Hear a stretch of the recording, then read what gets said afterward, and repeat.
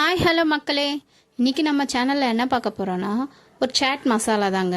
அது என்னன்னு பார்த்தீங்கன்னா, வாங்க வீடியோக்குள்ளே போகலாம். வீடியோக்குள்ளே போய் பார்க்கலாம்.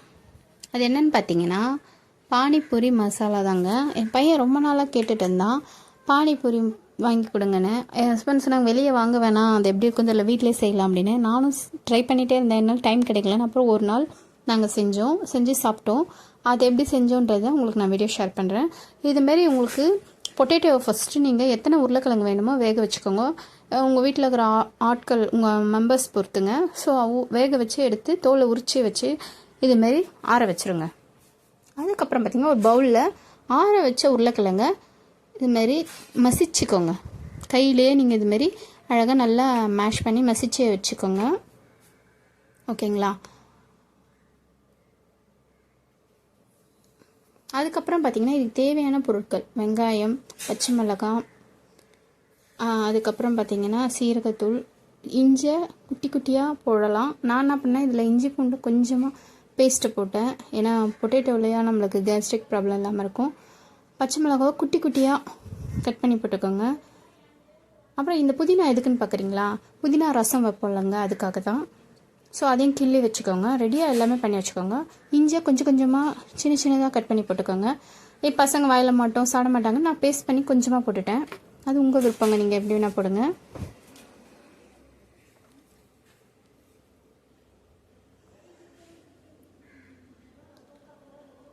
இதில் நம்ம பார்த்தீங்கன்னா கட் பண்ணி வெங்காயத்தை சின்ன பொடியாக கட் பண்ணி வச்சுக்கோங்க. அப்போ தான் நம்மளுக்கு அந்த உருளைக்கிழங்கு மசாலாலாம் நல்லா ரொம்ப குட்டி குட்டியாக நீங்கள் கட் பண்ணி வச்சு அதை ஆட் பண்ணிக்கோங்க. அதுக்கப்புறம் இந்த இஞ்சி பூண்டு பேஸ்ட்லாம் போட்டு நீங்கள் வேணால் இஞ்சி கட் பண்ணி கூட போட்டுக்கோங்க. அதுக்கப்புறம் பார்த்தீங்கன்னா பச்சை மிளகாய் கொஞ்சமாக போட்டேன். ரெட் சில்லி உங்கள் விருப்பந்தாங்க, கொஞ்சமாக போட்டுக்கோங்க. நான் தெரியாமல் நிறைய போட்டேன், எனக்கு ரொம்ப காரமாகிடுச்சு. ஸோ கொஞ்சமாக போட்டுக்கோங்க. இல்லை வேண்டான்னா பச்சை மிளகாய் காரமே போதுன்னா அதோட விட்டுருங்க. அதுக்கப்புறம் உங்களுக்கு இதை போட்டுட்டு கரம் மசாலா கொஞ்சமாக எடுத்து போட்டுக்கோங்க. உங்களுக்கு கொஞ்சம் டேஸ்ட்டு ஃப்ளேவர் அதெல்லாம் கொடுக்குங்க. ஆப்ஷனல் தான், உங்கள் விருப்பம். உங்களுக்கு விருப்பம் இருந்தால் போடுங்க. நான் கொஞ்சமாக போட்டுக்கிட்டேன். அப்புறம் உப்பு மஸ்ட்டுங்க. உப்பு தேவைக்கேற்ப போட்டு மிக்ஸ் பண்ணிக்கோங்க. Mix well.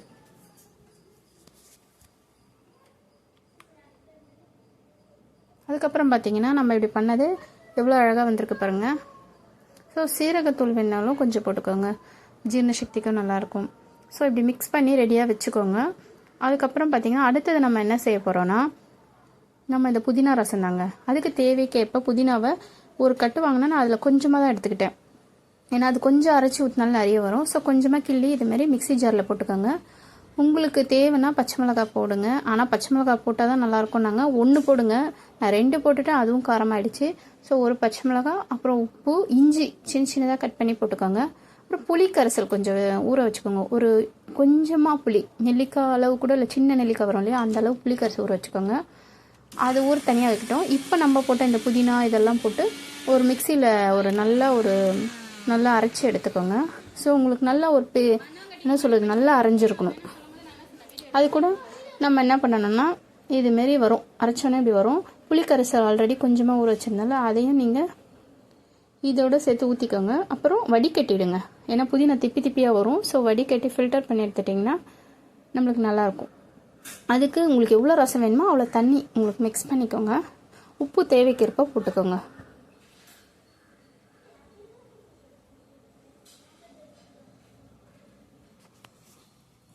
நம்ம வீட்டிலே செஞ்சு கொடுக்கும்போது பிள்ளைங்க ரொம்ப ஆர்வமாக சாப்பிடுவாங்க. என் பையனும் அப்படி தான் ரொம்ப ஆர்வமாக லைக் பண்ணி சாப்பிட்டான். செஞ்சு கொடுங்கன்னா அவன் ரொம்ப பிடிச்சிருந்தது.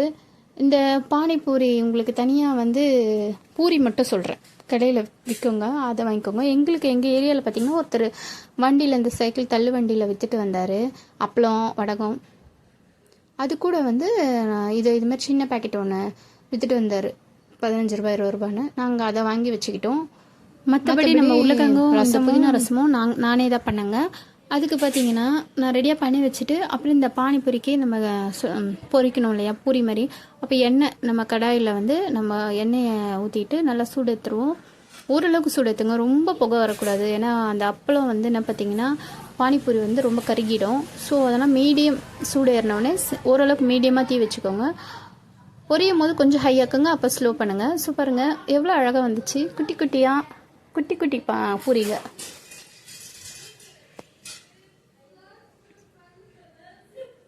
நல்லா வந்துச்சுங்க. ஒரு செட்டு வாங்கினதில் வந்து நாங்கள் ஃபஸ்ட்டு ஒன்று வச்சுருந்தோம், அதை போட்டால் கொஞ்சம் ஹார்டாக இருந்தது. இப்போ செகண்ட் டைம் வாங்கின பூரி வந்து நல்லா சூப்பராக இருந்துச்சுங்க, சாஃப்டாக இருந்துச்சு. ஸோ இதெல்லாம் வறுத்துட்டு நாங்கள் ஏற்கனவே ஆல்ரெடி ரசமும் நம்மளுக்கு சாட் மசாலா ரெடி இல்லை. என் பையன் கேட்டுகிட்டே இருந்தான் எப்போ ரெடியாகும்னு. ஸோ ஆர்வமாக இருந்தான், எங்களுக்கும் ஆர்வமாக இருந்தது. ஏன்னா நான் இது வரைக்கும் அந்த மாதிரிலாம் செஞ்சதில்லை, எப்படி இருக்கணும் தெரியல. ஸோ அதனால் வெயிட் பண்ணி பார்ப்போம் எப்படி இருக்குன்னு.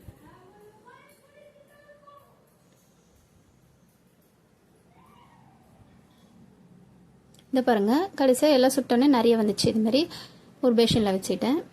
எவ்வளோ சூப்பராக இது பாருங்கள். 1 2 தீய ஆரம்பிச்சிச்சு, மீதி எல்லாம் நல்லா வெள்ளையாக தான் வந்துச்சு.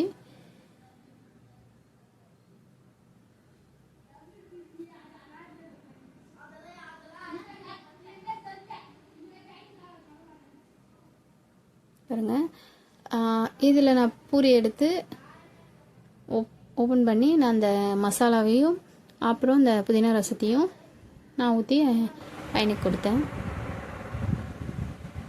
அங்கே பார்க்கும்போது எனக்கு ரொம்ப பிடிச்சிருந்தது. உங்களுக்கு பிடிச்சிருந்தா கமெண்ட்ஸில் சொல்லுங்கள். ரெடியாக இருக்கார் நம்ம யுவன் சங்கர்.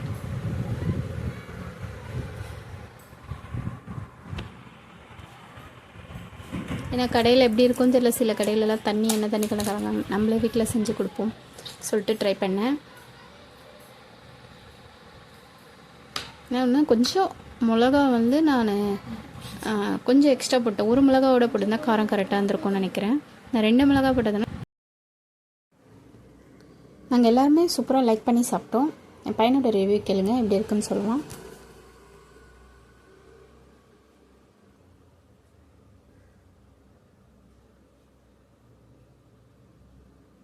ஃபஸ்ட் டைம் நானே செஞ்சு இதெல்லாம் செய்கிறேன். ஸோ எனக்கு இது ரொம்ப ஹாப்பியாக இருந்தது.